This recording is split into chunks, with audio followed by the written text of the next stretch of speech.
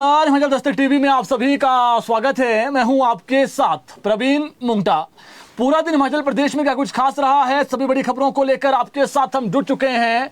आज की जो सबसे बड़ी खबर है, हिमाचल प्रदेश में अब जो पंचायत चुनाव का बिगुल है वो किसी भी वक्त बज सकता है। लेकिन इस बीच एक हिमाचल दस्तक के पास बड़ी खबर है, चुनावी जो आरक्षण रोस्टर है वो कब आएगा, इस पर आपको हम बताएंगे। इसके अलावा बताएंगे डीसीज को क्या निर्देश दिए गए हैं, क्या आदेश दिए गए हैं, आपको वो भी बताएंगे। इसके अलावा पेट्रोल डीजल पर छिड़े जुबानी घमासान के बीच सरकार ने आज स्थिति स्पष्ट की है कि क्या पेट्रोल के दाम बढ़ेंगे, डीजल के दाम बढ़ेंगे। इस पर सरकार का क्या पक्ष है, आपको वो बताएंगे। फिलहाल पेट्रोल डीजल हिमाचल प्रदेश में 5 रुपए महंगा नहीं होगा और इस पर सीएम ने भी आज जो है वो अपना बयान दिया। क्या बयान दिया है और क्या जो है सरकार की तरफ से कह सकते हैं प्रेस नोट आया, आपको वो बताएंगे। इसके अलावा हिमाचल के बेटे हरीश राणा का आज दुखद निधन हो गया है, दुखद खबर है। और 13 साल से कोमा में थे हरीश राणा और दिल्ली के एम्स अस्पताल में आज इन्होंने अंतिम सांस ली है। और पहली बार सुप्रीम कोर्ट ने किसी व्यक्ति को इच्छा मृत्यु की जो है वो इजाज़त दी। और उसके बाद जो सपोर्ट सिस्टम लगाया गया था पिछले 13 साल से, वार्तालाप तो पहले ही नहीं कर पा रहे थे। हरीश राणा हिमाचल से ताल्लुक़ रखते हैं और 1989 में इनका परिवार दिल्ली शिफ्ट हो गया था। उसके बाद पिता ने इनको बचाने के लिए हर संभव प्रयास किया, अपनी जो प्रॉपर्टी थी 3 मंजिला मकान था दिल्ली में, सब कुछ बेच दिया और आज इनका दुखद निधन हो गया है। और पहली बार देश में इच्छा मृत्यु की जो इजाज़त दी गई थी उसके बाद हिमाचल के बेटे का आज दुखद निधन हुआ है, दुखद खबर है। इसके अलावा और भी कई महत्वपूर्ण खबरें हैं। दिल्ली में पीएम मोदी से आज नेता प्रतिपक्ष जयराम ठाकुर ने मुलाकात की है। भाजपा प्रदेश अध्यक्ष राजीव बिंदल ने आज जुबानी पलटवार किया है। हर खबर बताएंगे। शुरुआत करते हैं पहली बड़ी खबर के साथ। पेट्रोल डीजल पर छिड़े जुबानी घमासान के बीच सरकार ने आज स्थिति स्पष्ट की है। सीएम ने अनाथ एवं विधवा कल्याण सेस पर कहा कि भाजपा इस पर भ्रम फैला रही है। उन्होंने कहा कि पेट्रोल डीजल पर यह जो सेस है वो पेट्रोल पदार्थ बेचने वाले व्यापारियों से लिया जाएगा, आम उपभोक्ताओं पर इस सेस का सीधा असर नहीं होगा, यह सरकार ने दावा किया है। मुख्यमंत्री सुखविंदर सिंह सुक्खू ने आज जानकारी देते हुए बताया कि सरकार अतिरिक्त वित्तीय संसाधन जुटाने के लिए पेट्रोल और डीजल पर 5 रुपए प्रति लीटर तक सेस लगाएगी। यह सेस पेट्रोल पदार्थों की बिक्री करने वाले व्यापारियों से लिया जाएगा, जबकि आम उपभोक्ताओं पर इसका कोई सीधा असर नहीं पड़ेगा। इस सेस से प्राप्त राशि का उपयोग विधवाओं, अनाथ बच्चों सहित अन्य जरूरतमंद वर्गों के कल्याण के लिए किया जाएगा ताकि उन्हें आर्थिक सहायता और सामाजिक सुरक्षा जो है वो मिल सकें। इस कदम से आम जनता पर बोझ डाले बिना सामाजिक योजनाओं को मजबूती मिलेगी और लाभ सीधा पात्र लोगों तक पहुंचाया जाएगा। यह पहल प्रदेश में सामाजिक न्याय को बढ़ावा देने की दिशा में एक अहम कदम है। भाजपा जैसे आरडीजी के पक्ष में प्रदेश के साथ खड़ी नहीं हुई, अब वैसे ही इस सेस को लेकर भी जनता में भ्रम फैला रही है, ये आरोप लगाए गए हैं। यह जो पेट्रोल सेस है वो आम उपभोक्ताओं से नहीं वसूला जाएगा, जबकि संशोधन विधेयक में स्पष्ट है कि यह सेस व्यापारियों से वसूला जाएगा। वैसे भी इसमें अधिकतम 5 रुपए तक का प्रावधान है, लेकिन यह सरकार पर निर्भर करेगा कि सरकार 1 रुपये बढ़ाती है, 25 पैसा बढ़ाती है, या फिर 2 रुपये बढ़ाती है, या फिर 5 रुपये बढ़ाती है। लेकिन सरकार ने आज स्थिति स्पष्ट की है कि जनता पर इसका बोझ नहीं पड़ने दिया जाएगा। यानी जिस प्रकार से सोशल मीडिया में खबरें वायरल हुई और उसके बाद अब कहीं ना कहीं सरकार ने ये चीज़ स्पष्ट की है कि जो लग रहा है कि जनता को जो है वो पेट्रोल डीजल के दाम 5 रुपये महंगा हो जाएगा, अभी तक फिलहाल नहीं बढ़ा है 5 रुपये जी। और आगामी समय में सरकार ये कह रही है कि 5 रुपये जनता को नहीं देने पड़ेंगे, और अगर जनता को देने पड़ेंगे तो ऐसी स्थिति ही उत्पन्न नहीं होने दी जाएगी। सरकार ने ये आश्वस्त किया है और सरकार ने भी कहा है कि इस पर भी सरकार देखेंगे कि 5 रुपये तक बढ़ाने, 1 रुपये बढ़ाना, 2 रुपये बढ़ाना, ये आगामी समय में बढ़ाए जाएंगे। लेकिन ये उपभोक्ताओं पर इसका असर नहीं पड़ेगा, यानी जो आम जनता है उनसे हम नहीं लेंगे, ये सरकार ने आज प्रेस नोट में कहा है।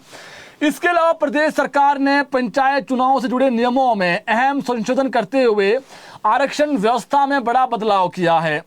यदि किसी पंचायत सीट या पद को लगातार 2 कार्यकाल तक किसी एक वर्ग के लिए आरक्षित श्रेणी के लिए जो है आरक्षित रखा गया है और ऐसे में वो बार बार जो है वो आरक्षण श्रेणी में ही आ रहा है, तो इन चुनावों में यह सीट अनारक्षित सामान्य मानी जाएगी, यानी ओपन मानी जाएगी। कुल मिलाकर खबर यह है कि 2 बार जो आरक्षण सीट थी वो तीसरी बार ओपन हो जाएगी। पंचायत सदस्य, प्रधान, पंचायत समिति अध्यक्ष और जिला परिषद अध्यक्ष के पदों पर ये जो नियम है वो लागू होगा। इस संबंध में पंचायती राज विभाग ने अधिसूचना जारी कर दी है। सरकार ने यह भी स्पष्ट किया है कि यदि किसी सीट को अनारक्षित करने से कुल आरक्षण प्रतिशत प्रभावित होता है तो यह नियम लागू नहीं होगा, यानी आरक्षण की संवैधानिक सीमा और निर्धारित प्रतिशत को बनाए रखना अनिवार्य रहेगा। इसमें खबर यह है कि 2 बार जो सीट आरक्षित थी, तीसरी बार वो ओपन होगी, ये तय है। लेकिन सरकार ये भी कह रही है कि जो आरक्षण का एक प्रॉपर क्राइटेरिया होता है कि इतना आरक्षण देना ही देना है, वो जो है वो कहीं ना कहीं उसमें जो है वो नीचे ऊपर नहीं होना चाहिए। अगर नीचे ऊपर होता है तो आरक्षण रखेंगे, लेकिन मैक्सिमम सीट्स जो है वो ओपन कर दी जाएगी। ये सरकार ने जो है वो निर्णय लिया और इसको लेकर बाकायदा ऑर्डर भी हो गए हैं। आज की सबसे बड़ी जो खबर है, पंचायत चुनाव पर आपको हमने खबर बताई थी कि रोस्टर कब आएगा। तो हिमाचल दस्तक के पास जो बड़ी खबर अभी है, संभावनाएं थी कि 25 के आसपास आएगा रोस्टर, 25 मार्च को यानी कल। तो कल रोस्टर नहीं आएगा। फिलहाल 31 तारीख तक रोस्टर आने की संभावनाएं कम है। 31 मार्च को प्रदेश में रोस्टर आ सकता है आरक्षण का। और अभी की जो आज की बड़ी खबर है वो है कि 26 मार्च तक यानी कल परसों तक सभी जितने भी डीसीज हैं 12 जिलों के जहां जहां पर पंचायत चुनाव होने हैं, उनको पंचायती राज विभाग को यानी डायरेक्टर को जो है वो रोस्टर भेजने को कहा गया है। और चुनाव रोस्टर को रैंडमली चेक किया जाएगा, यानी क्या आरक्षण की जो सीमा है वो जिस प्रकार से हमने आपको खबर बताई दी है कि 2 बार वाली सीट ओपन हो जाएगी, ये तय है मैक्सिमम सीट्स। लेकिन जो आरक्षण का प्रतिशत होता है जो संविधान में लिखित है उसको देना ही होता है। तो अगर वो प्रभावित नहीं हो रहा हो तो आरक्षण तीसरी वाली सीट ओपन हो जाएगी। लेकिन खबर यह है कि 31 मार्च को ही अब जो है आरक्षण रोस्टर आएगा। कल परसों आने की संभावनाएं अब 0 के बराबर है।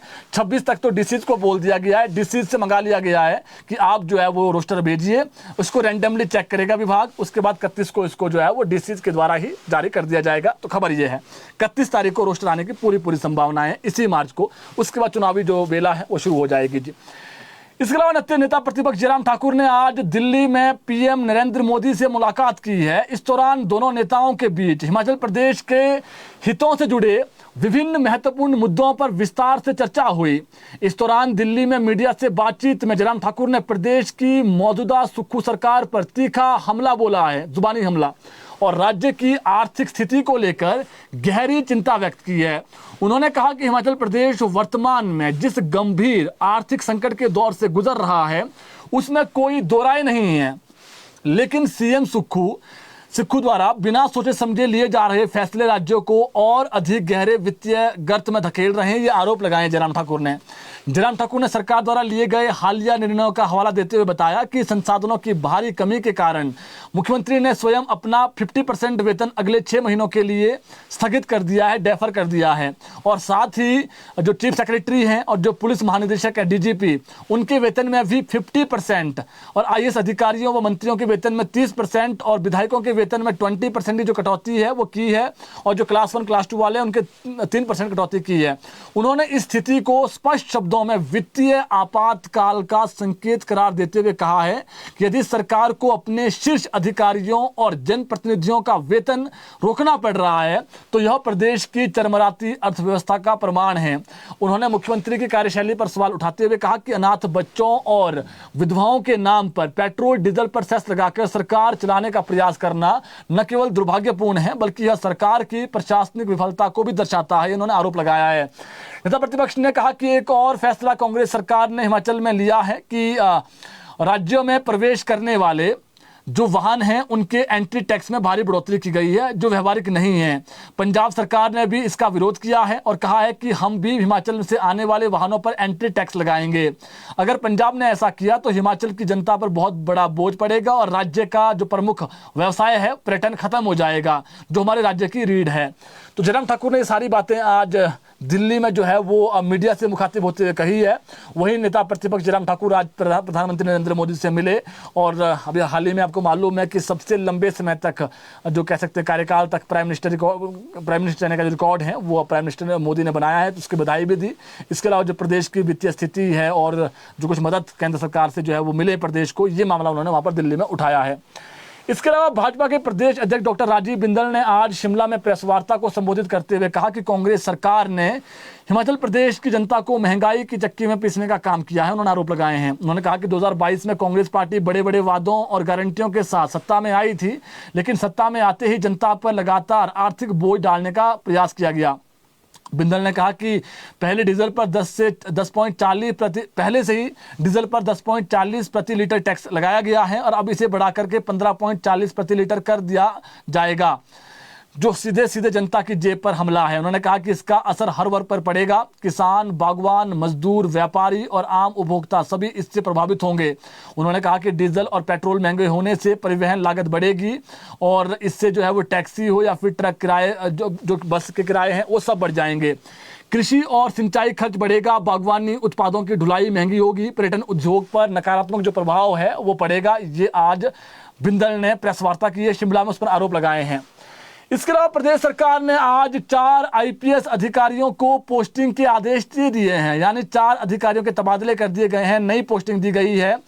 गृह विभाग के द्वारा ये जो ऑर्डर्स हैं वो निकाले गए हैं और इसमें सबसे पहले जो एक अधिकारी हैं बड़ी सुर्खियों में थे, गुड़िया रेप और मर्डर केस में ये कस्टोडियल डेथ मामले में जमानत पर रिहा हुए हैं और अब इनको पोस्टिंग का जो इंतजार ये कर रहे थे, जहूर एच जैदी, इनको शिमला स्थित police training and research academy में इंस्पेक्टर जनरल यानी आईजी नियुक्त किया गया है। इसके अलावा 2009 बैच के गुरदेव चंद शर्मा, इनको भी सरकार ने जो है वो आज शिमला में लॉ एंड ऑर्डर के डिप्टी इंस्पेक्टर जनरल की जिम्मेदारी सौंपी गई है। इनके पास यही थी, पहले अतिरिक्त जो कार्यभार था वो इनसे ले लिया गया है।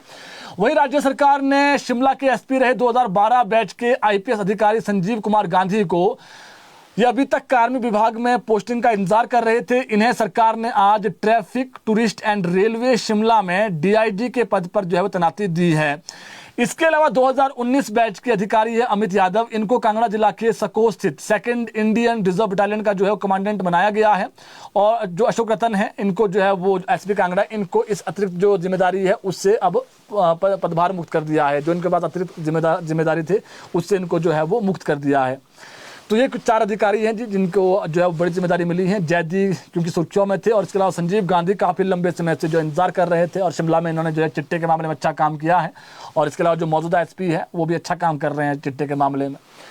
इसके अलावा विधानसभा में उठने वाले प्रश्नों के जवाब देरी से देने वाले अफसरों पर कार्रवाई की जाएगी। बड़ी खबर है, सीएम सुक्खू ने अल्टीमेटम दे दिया है। सीएम सुखविंदर सिंह सुक्खू के निर्देशों पर कार्मिक विभाग ने सभी प्रशासनिक सचिवों को पत्र जारी किए हैं।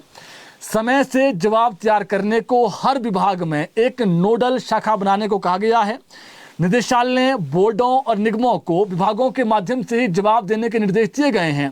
पत्र में स्पष्ट किया गया है कि अब किसी भी स्तर पर लापरवाही बर्दाश्त नहीं की जाएगी और तय समय सीमा में जवाब न देने वाले विभागों के खिलाफ कार्रवाई की जाएगी। पत्र में कहा गया है कि पहले भी 20 फरवरी 2020 को इस मुद्दे पर निर्देश जारी किए गए थे, लेकिन इसके बावजूद कई विभाग समय पर जानकारी उपलब्ध नहीं करवा रहे हैं। इसके चलते विधानसभा सत्र के दौरान कई प्रश्नों के जो उत्तर हैं वो लंबित रह जाते हैं, जिससे सरकार को असहज जो स्थिति है उसका सामना करना पड़ता है। कुछ मामलों में तो जवाब वर्षों तक लंबित रहने के भी उदाहरण सामने आए हैं कि जानकारी जुटाई जा रही है। ऐसे आते हैं सवाल के जवाब, कई बार जो सवाल होता है कि जानकारी जुटाई जा रही है तो कब जुटाई जाएगी। अब इसी पर सीएम सख्त हो गए हैं।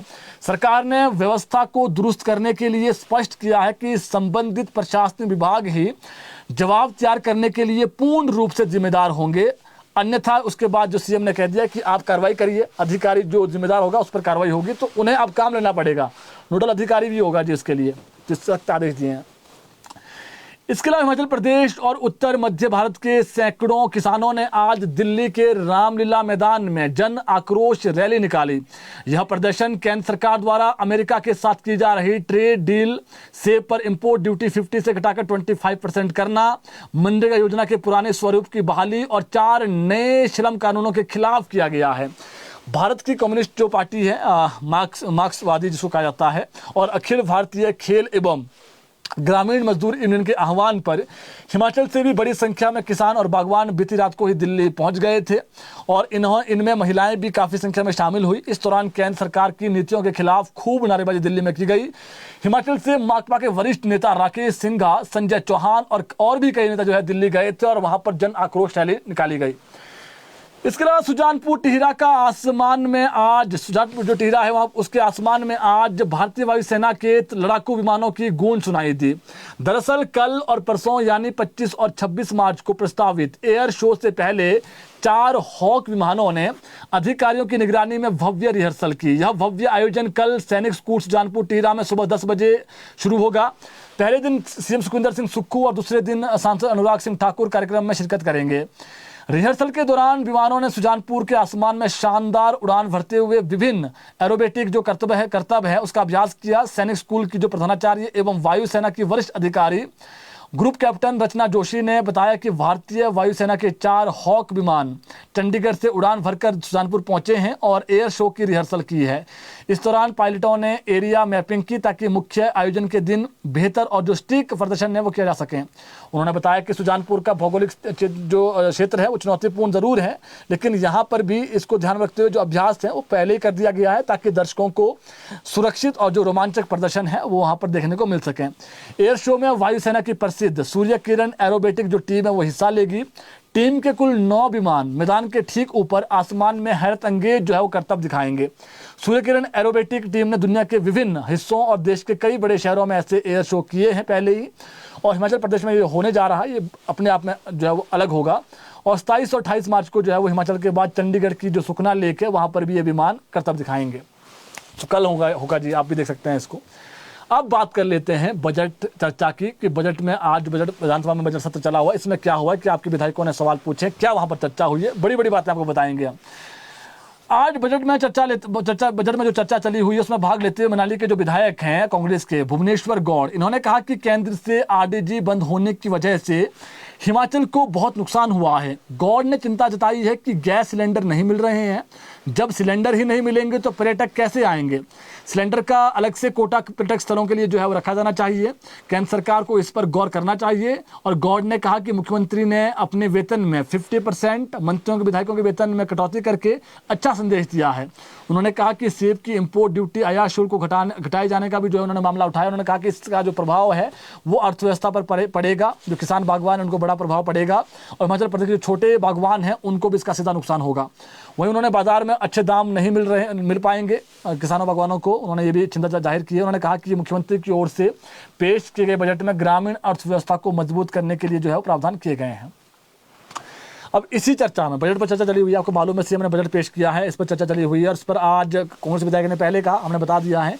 भाजपा के विधायक हैं नैना देवी से वरिष्ठ विधायक है भाजपा के रणधीर शर्मा, इन्होंने कहा कि इस बजट में मुख्यमंत्री के पास मौका था कि वे सही और कड़े फैसले लेते। उन्होंने कहा कि मात्र कुछ % वेतन की 6 माह के लिए कटौती करने की से ही जो है वो ये कोई बड़ी बात नहीं है। बजट में फिजूल खर्ची को रोकने का कोई प्रयास नहीं किए गए हैं और न ही भ्रष्टाचार को रोकने के लिए कुछ किया गया है। बजट भाषण केवल राजनीति की था, राजस्व घाटा अनुदान का संविधान में जिक्र नहीं है। उन्होंने कहा कि बाप अपने बेटे को एक समय तक ही जो है खर्चा देता है, उसके बाद खुद जो है कमाना पड़ता है। बजट में राजस्व प्राप्तियों के घटने की बात उन्होंने जो है वो की बात है। और रणधीर शर्मा ने कहा कि अर्थव्यवस्था की वृद्धि दर केवल उतनी ही है जितनी जयराम सरकार में थी। सकल घरेलू जो उत्पाद है उसको बढ़ाए जाने की जरूरत है, यह तभी बढ़ेगा जब हिमाचल प्रदेश में निवेश होगा। सकल घरेलू उत्पाद जितना बढ़ेगा उसी हिसाब से ऋण लिया जा सकता है, यह निवेश से बढ़ता है। सरकार निवेश को प्रोत्साहित करने के लिए उद्योगपतियों को इंसेंटिव नहीं दे रही है, जो इंसेंटिव पिछली सरकार दे रही थी उसे भी बंद किया जा रहा है। जो विधायक क्षेत्र विकास निधि है उसमें कटौती की जा रही है और रणधीर शर्मा ने कहा कि आप वेतन में कटौती करना चाहते हैं तो करो, लेकिन विधायक क्षेत्र विकास निधि बंद न करो, इससे लोगों की योजनाएं जो है बनती है। इसके अलावा एक विधायक हैं भाजपा के ही, इन्होंने भी जो है वो आज प्रकाश राणा, इन्होंने कहा बजट सत्र में चर्चा के दौरान उन्होंने कहा कि कई तरह के जो है कट लगाए गए हैं बजट में और विधायक निधि को आधा किया गया है, इससे विधायकों को फर्क नहीं पड़ेगा, लेकिन 75 लाख की आबादी जो है प्रभावित होगी। गांव के विकास के लिए हर घर तक सड़कें चाहिए, इस विधायक निधि से लोगों को जो है वो सड़कें पक्की होती है। इस दौरान उन्होंने अधिकारियों की सैलरी पर लगाए गए कट का हवाला देते हुए कहा कि किसी की रोटी जो किसी को रोटी देते हैं तो उससे आधी नहीं छीननी चाहिए। अधिकारियों को पहले ही एरियर नहीं दिया गया है, उस पर सैलरी पर जो है उसके बाद सैलरी पर और कट लगाया गया है।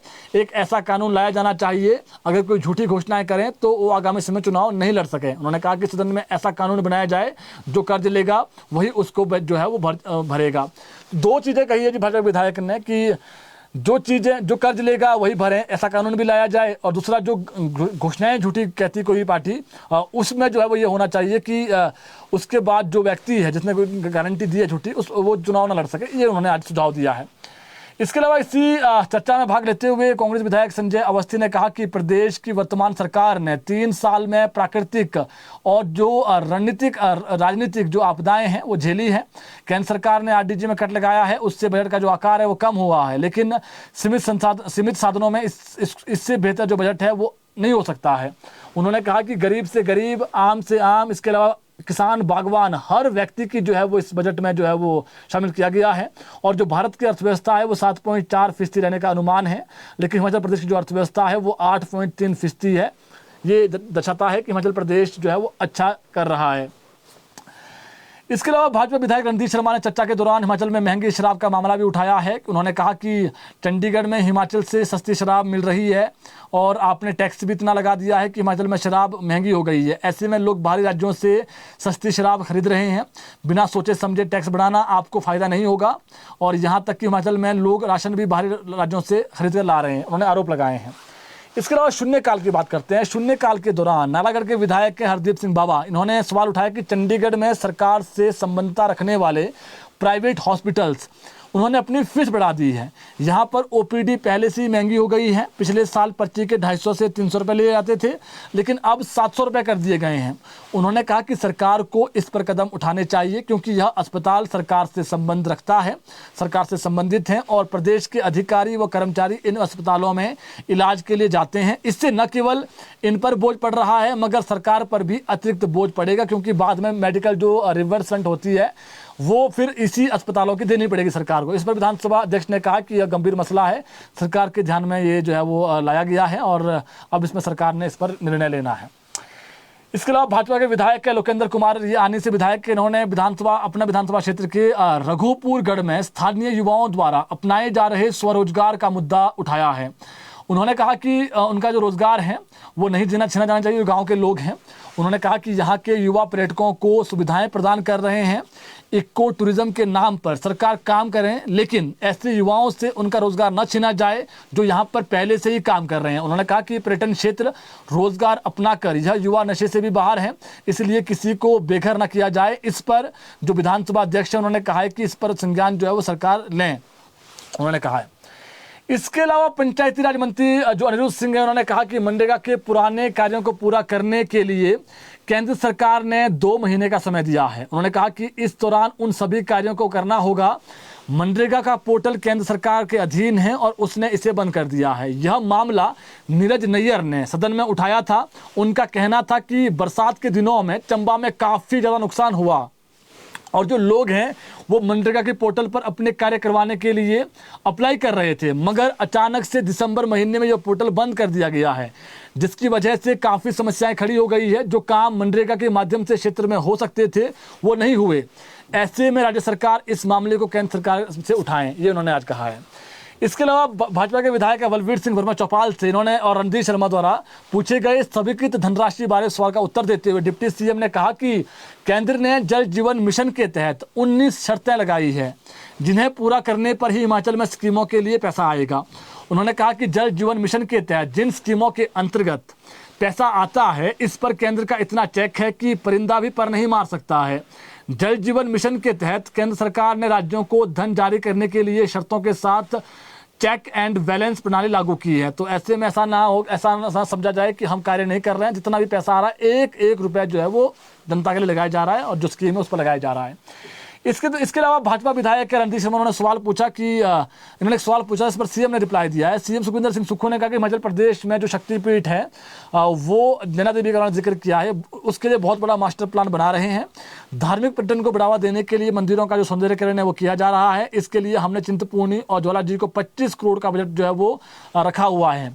शक्तिपीठों के बजट में इस बार का बजट है। शक्तिपीठों के लिए एक साल में अच्छा मास्टर प्लान बनाया जाएगा, जिसमें मंदिरों तक पहुंचने के लिए बुजुर्गों के लिए लिफ्ट का प्रावधान होगा। वहीं दुकानदारों को बैठने की भी जो अच्छी व्यवस्था है वो सरकार करेगी। इसके अलावा भाजपा विधायक सुधीर शर्मा द्वारा विज्ञापनों में की गई खर्च राशि बारे में जो है वो सवाल पूछा गया आज विधानसभा में।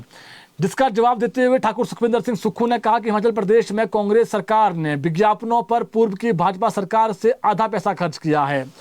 सीएम सुक्खू ने कहा कि हमने 3 सालों में, जब से हमारी सरकार बनी है, विज्ञापन पर 14 करोड़ रुपए खर्च किया है। वहीं पूर्व की भाजपा सरकार ने 3 सालों में 28 करोड़ रुपए खर्च किया था। पूर्व की भाजपा सरकार ने प्रिंट मीडिया में विज्ञापन पर 16 करोड़ से अधिक की राशि खर्च की थी। वही राशि हमने केवल 8 करोड़ खर्च की है, ये सीएम ने कहा है। इसी तरह से इलेक्ट्रॉनिक्स और जो डिजिटल मीडिया है उन पर भी जो विज्ञापन की राशि है, भाजपा सरकार ने 3.50 करोड़ से अधिक खर्च किए थे। वहीं वर्तमान सरकार ने 2.61 करोड़ रुपए ही खर्च किए हैं।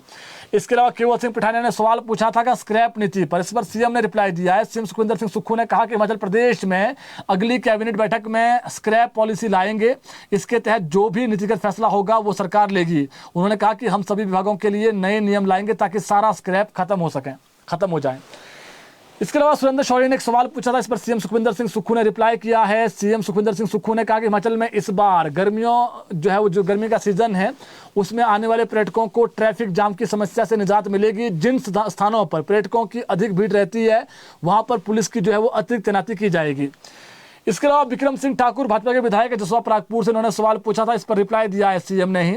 और सीएम सुक्खू ने कहा कि वर्तमान में विभिन्न विभागों, बोर्डों, निगमों तथा संस्थाओं पर बिजली बोर्ड की कुल 495.76 करोड़ रुपए की धनराशि बकाया है। कुल देनदारियों में से 86.03 करोड़ रुपए जो है वो वर्तमान पिछले 3 सालों की है, पिछले सरकार की है। और जो धनराशि का भुगतान है वसूली हेतु Himachal Pradesh state electricity board limited द्वारा विभागों, बोर्डों, निगमों एवं संस्थाओं को समय समय पर नोटिस भी जारी किए जा रहे हैं तथा टेम्परेरी जो डिस्कनेक्शन है वो ऑर्डर है वो भी दिए जा रहे हैं। इसके अतिरिक्त सभी सरकारी विभागों, बोर्डों, निगमों एवं संस्थाओं के विद्युत कनेक्शन को चरणबद्ध तरीके से प्रीपेड मोड में परिवर्तित किया जा रहा है। इन बकाया देनदारियों को वसूलने हेतु कोई विशेष नीति नहीं है, अपितु इस संदर्भ में वर्तमान में संबंधित विभाग, बोर्ड, निगमों तथा संस्थाओं से लगातार पत्राचार किया जा रहा है। यानी कितना बकाया बिल है बिजली का, तो इस पर ये जो सवाल था पूछा गया था, उसका रिप्लाई दिया है। इसके अलावा मुख्यमंत्री के मीडिया सलाहकार, प्रधान मीडिया सलाहकार नरेश चौहान के बेटे पर हमला करने की कोशिश के मामले में शिमला पुलिस ने जो मुख्य साजिशकर्ता है उसको आज गिरफ्तार कर लिया है। इस प्रकरण में पहले ही 2 आरोपियों को पिछले कल गिरफ्तार कर लिया गया था। मामले की गहन जांच के दौरान आज जो मुख्य साजिशकर्ता है, आरोपी ठियोका रहने वाला बताया जा रहा है, इसका नाम मनीष वर्मा है, आरोपी है मनीष वर्मा उर्फ मनु। वर्तमान में ये शिमला के बट्टागुबर में रहता है और ये गिरफ्तार कर लिया गया है। आरोपी मनु प्रॉपर्टी डीलर और ठेकेदारी का जो काम है वो करते हैं। जांच में यह सामने आया कि आरोपी मनु ही इस पूरे अपराध का मास्टरमाइंड था। उसने पीड़ित आर्यन चौहान की दैनिक गतिविधियों पर लगातार नजर रखी और उसकी दिनचर्या, आने जाने के समय और स्थानों की पूरी जानकारी जुटाकर योजनाबद्ध तरीके से अपहरण की जो साजिश है रची, ये आरोप है उन पर। आरोपी द्वारा अन्य जो सह आरोपी है उनके साथ मिलकर इस घटना को अंजाम देने की कोई योजना बनाई गई थी। पुलिस द्वारा की गई सटीक कार्रवाई एवं छापेमारी के दौरान आरोपी के कब्जे से एक अवैध हथियार और 10 जिंदा कारतूस भी बरामद कर लिए गए हैं। शिमला पुलिस ने पहले 2 आरोपियों को गिरफ्तार किया था और अब इसमें जो मुख्य साजिशकर्ता है उसको भी आज गिरफ्तार कर लिया गया है और आरोपी से पूछताछ लगातार जारी है। इसके अलावा दिल्ली एम्स अस्पताल में उपचाराधीन और भर्ती हरीश राणा का निधन हो गया है। दुखद खबर है। 13 साल से ये कोमा में थे। हरीश राणा को सुप्रीम कोर्ट ने इच्छा मृत्यु की जो इजाज़त है वो दी थी, परमिशन दी थी और हिमाचल के कांगड़ा पालोटा गांव से ये संबंध रखते थे। हरीश का जो परिवार है ये 1989 में हिमाचल से दिल्ली ये शिफ्ट हो गए थे और कोरोना काल में हरीश हिमाचल तो आया था लेकिन ये उस वक्त जो है वो बेड पर था, बेड रिटर्न था, बिस्तर पर ही रहता था। 2013 में चंडीगढ़ में रक्षाबंधन के दिन गेस्ट भवन है उसकी 4थी मंजिल से ये गिर गया था हरीश, जिसके बाद हरीश जो कोमा में चला गया था। बेटे के इलाज के लिए परिवार ने 2021 में दिल्ली का जो मकान था उनका अपना वो बेच दिया, सारी प्रॉपर्टी बेच दी। पिता ने जो संभव था वो किया अपने बेटे को बचाने के लिए, लेकिन नियति को कुछ और ही मंजूर था। हरीश राणा का आज दिल्ली एम्स में दुखद निधन हो गया है। अब बात कर लेते हैं मौसम को लेकर के। 28 मार्च को हिमाचल प्रदेश में भारी बर्फबारी और बारिश का अलर्ट है। 28, 29 और 30 तारीख को यानी 3 दिन लगातार बारिश बर्फबारी होगी प्रदेश में। इसमें लाहौल स्पीति, किन्नौर, कुल्लू, चंबा, मंडी इसकी जो ऊंची चोटियां में बर्फबारी होगी और जो मैदानी क्षेत्र जैसे शिमला, जो मिडल हिल्स है, जैसे शिमला में अगर आप देखें जो कह सकते हैं आप फागू कुफरी नारकंडा, वहाँ पर नारकंडा में बर्फबारी होने की संभावना है, लेकिन जो फागू कुफरी वहाँ पर ओलावृष्टि हो सकती है, बारिश हो सकती है, चाशल में बर्फबारी हो सकती है। इसके अलावा जो जगह हैं वहाँ पर भी जो ऊंचाई जैसे आप देख लीजिए मंडी के ऊंची चोटियों में बर्फबारी होने की संभावना है। तो प्रदेश में जो हमारे पास अपडेट है ये मौसम विज्ञान केंद्र शिमला का पूर्वानुमान है, डॉप्लर्स और जो सैटेलाइट है उसके माध्यम से जो जानकारी आती है वो जानकारी हम आपको दे रहे हैं। 28 तारीख को मौसम विज्ञान केंद्र शिमला ने येलो अलर्ट है वो जारी किया है।